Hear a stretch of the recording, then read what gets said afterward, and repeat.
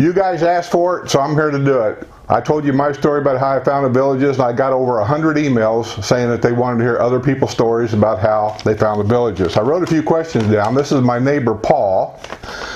How are you? Wonderful. How are you? And Paul has been down here longer than me, and so we thought we'd ask him a couple of questions. First of all, Paul, where are you from? Carbondale, Illinois. And what did you do before you retired? I was Director of Finance for the city of Carbondale. So you're the reason why. For what? The Illinois going broke. Well, Carbondale never went broke, but the state is. So how long have you been retired? I retired, it's been 18 years this November, coming November. Having a good time retired? Oh, yes. So how long have you been here in the villages? We have here permanently in a little over 3 years, and we were going back and forth 3 years prior to that. Okay, and the story that everybody likes to know is, how did you discover the villages? How did you find out that the villages even existed? Well, my wife and one of her friends, our friends, came down here and bought a house, and my wife, Nancy, went to help her pick out furniture and decorations and stuff like that. Well, Nancy gets home and says, "Paul, you would not believe this place called the Villages. We need to go down there." So maybe 6 months or a year later, we came down here, and I drove through there, and I said, "Good Lord, this thing's a paradise. There's no trash. I mean, what kind of deal is this thing?" And so we went back in to Carbondale, and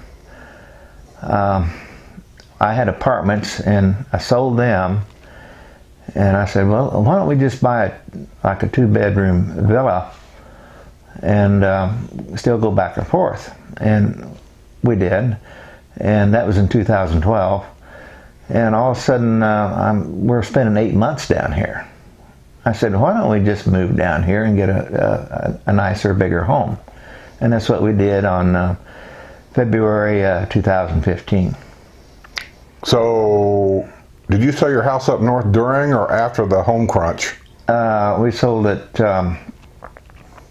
after, actually, we closed on it after we had already bought this house, which is in April, I think, of 2015.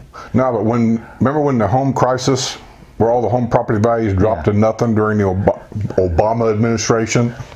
No, the economy had improved then. Of course, Illinois' economy was bad anyway. I mean, it's never improved since then, but we got out of our house what we thought we would get, and we did. So yeah, well, we did about the same thing. We sold our house shortly after the market started to go back up again, and in our case, we were shocked how fast my house did sell. Did your house sell pretty quick, or quicker than you thought? Yes, quicker than I thought. It was like 3 months, and it sold. Yeah, but you're out. Yeah. Okay.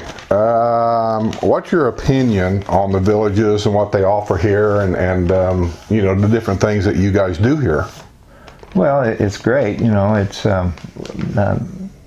many things to do, you know, as you know, because I play golf with you, and although I'm not a very good golfer, but I do have fun, and a lot of it's got to do with the camaraderie of our neighborhood. I've got more friends now that I think I've ever had in my life. It's just amazing, and I don't know, the place is it's just a great place to live.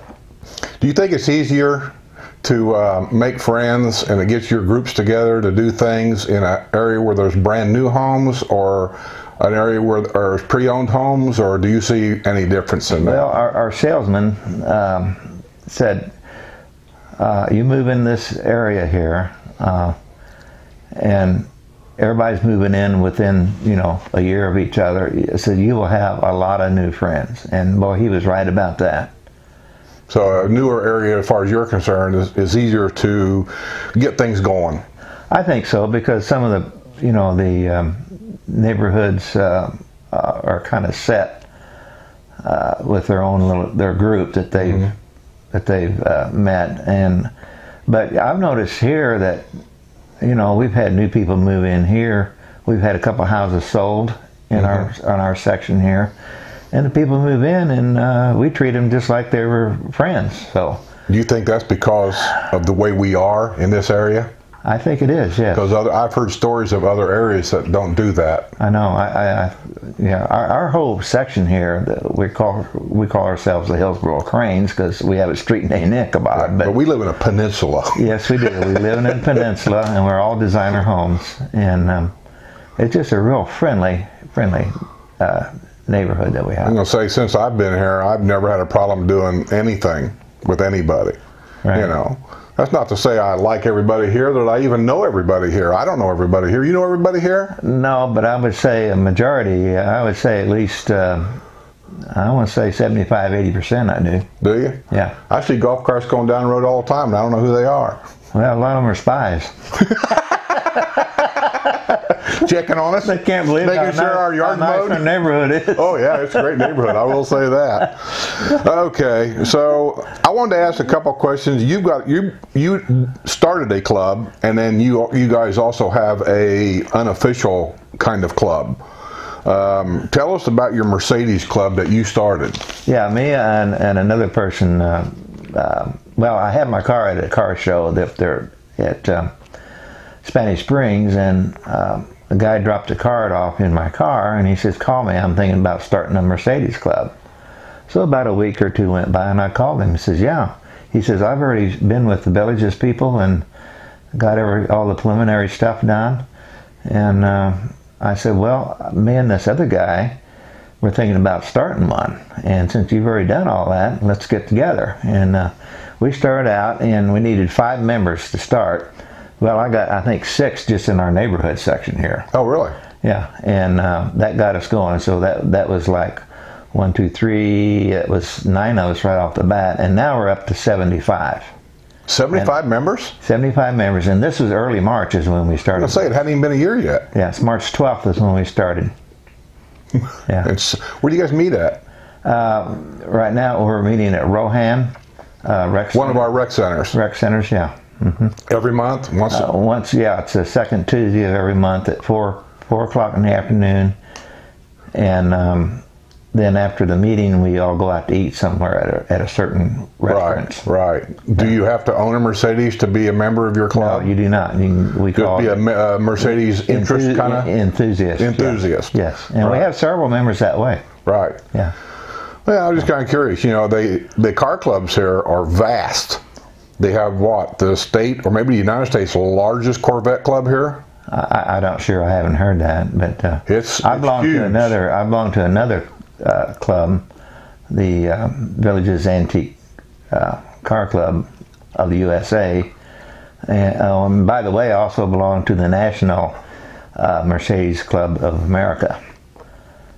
And I belonged to that when I was in Carbondale with the St. Louis section called the Gateway section. Mm-hmm. And now I belong to the Central Florida section. You're also an American Legion member. Yes. Tell us a little bit about the American Legion that I know most of my viewers probably don't know anything about, but probably 50% of my viewers are military. And tell them about that American Legion over there. Well, it's the largest in the world. It's a little less than 6. You hear that? It's the largest American Legion in the world. Right. And when I say largest, it's membership. It's close to 6,000. I think it varies, but it's they keep expanding their building, and it's just really a nice facility. Very friendly. I've met people. I know them by the first name, and I don't go there every week. Maybe once I say the average every other week, just one afternoon. That's about it. So they have a famous card game over there, don't they? That's called Queen of Hearts. And the winning on that can get up there pretty substantial, can't it? Yes. Right now, well, this was last Monday. This last Monday, on the wall it says up to 177,000. But it's been higher than that. It's like the lottery over there. Yeah. Well, they have a great time over there. Now, tell me about the club that, I guess it's an unofficial club, your Carbondale group that you guys meet like once a month? Well, it's just a regular, it's not really a club, it's just the fact they're all friends. Right. I call it a club. But yeah. But we had it in, you know, we knew them in Carbondale, and we all belonged to the same country club. And well, now how many people from Carbondale moved here? There's 26, maybe 28 couples. Couples. Yeah. So don't you think that's quite a bit for one little town in Illinois? They all end up in the villages. Well, it all started kind of with some of them had been here prior. I mean, prior to us. Yeah. And they just kept telling us about it. Matter of fact, one of them had the video that the villages puts together. It's on a CD, and they had a party at their house in Carbondale and showed that to all of us.